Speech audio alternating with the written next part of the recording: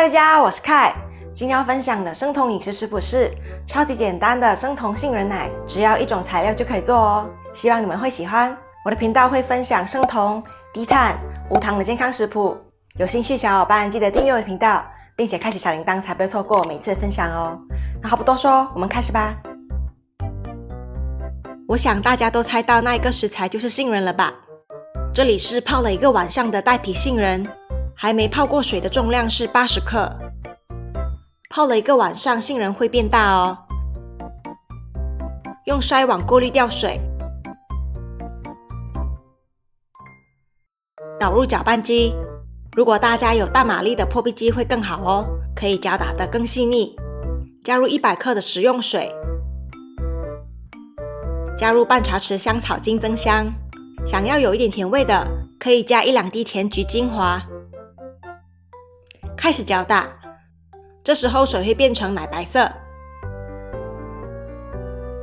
一直搅打到杏仁都碎了就可以了。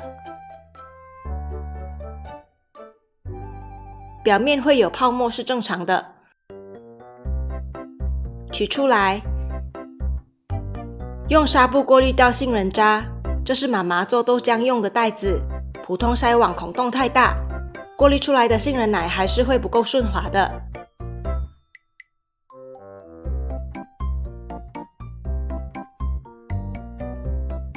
尽量把杏仁奶都挤出来。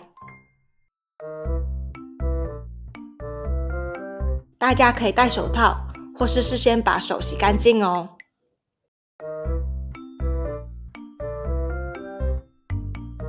装进瓶子里，冷藏的话可以保存4到5天。其实我以前也不知道杏仁奶的做法那么简单，大家不妨在家试一试。这次我给的分量做出来是淡淡的，大家可以依据喜好调整。刚刚剩下的杏仁渣，大家会不会觉得很浪费呢？我们用它来做一款简单的素食生酮饼干吧。我们需要赤藓糖醇20克，黄原胶1/4茶匙，搅拌均匀，防止结块。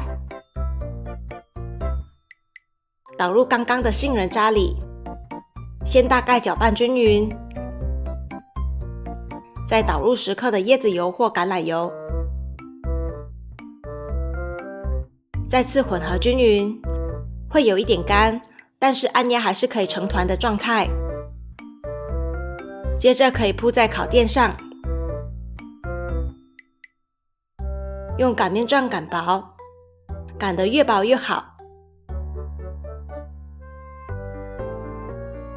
接着画出自己喜欢的形状，然后送烤箱，160度吸烤10分钟，放凉后就可以吃了。